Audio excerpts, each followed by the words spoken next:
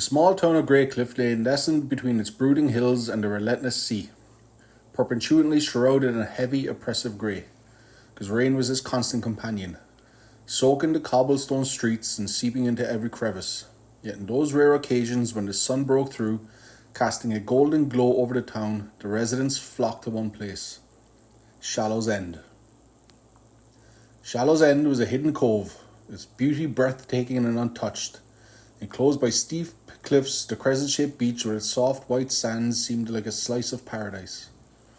The water, still and reflective under its sun's rare embrace, appeared calm and inviting. It was a place of serene allure, a sanctuary from the town's dreariness. On one such sunny day, Harold met Lisa. As she was backpacking through the country, and her radiant smile and vibrant energy was a stark contrast to the town's somber atmosphere. And Harold, with his quiet demeanour and local knowledge, offered to show her around. And eager for adventure and intrigued by the prospect of seeing Greycliff through the locals' eyes, Lisa accepted. And they spent the day exploring the town, Lisa's laughter and curiosity casting a temporary brightness over Greycliff's gloom. And Harold took her quaint cafes and hidden alleyways and to the small, history-laden museum. And as evening approached, he suggested to visit a secluded beach, a little hidden gem known only to a few locals. Lisa's eyes lit up at the idea, her excitement palpable. When they drove to Shallow's End, the sky turning shades of orange and pink as the sun began to set. The beach lay deserted, the sand glowing softly under the fading light, and Lisa was awestruck by its beauty and the stillness of the water mirroring in the sky. Without a moment's hesitation, she kicked off her shoes and ran towards the ocean, her laughter echoing in the cove.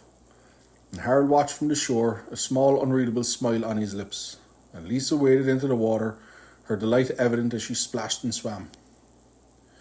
But quickly her laughter turned into screams, and the calm surface of the water betrayed her, started to pull her under with a violent force, and her cries for help filled the air, desperate and terrified. But Harold stood motionless on the shore, his gaze fixed upon her struggle. And Lisa's cries grew fainter, her strength waning as the currents dragged her further from shore. And Harold remained unmoved, watching as the water swallowed her screams, leaving only a chilling silence in its wake.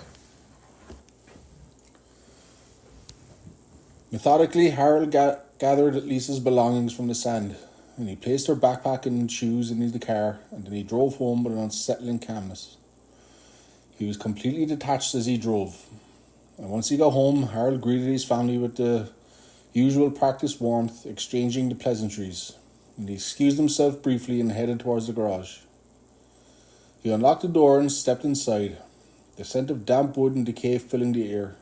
And at the back was a small little closet, and Harold opened it, revealing an array of items. Bits of clothing, pieces of jewellery, and old wallets and purses, small little mementos that seemed to fill it. With meticulous care, he added Lisa's belongings, carefully putting each one in its own place. And as he shut the closet door, a smile crept across his face. The weather forecast promised more sunny days that summer, offering him an ample opportunity to indulge in his little fantasy.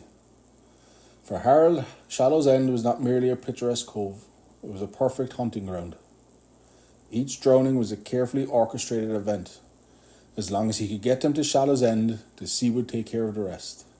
And he could continue on, as drownings never drew much suspicion, especially not in Shallow's End.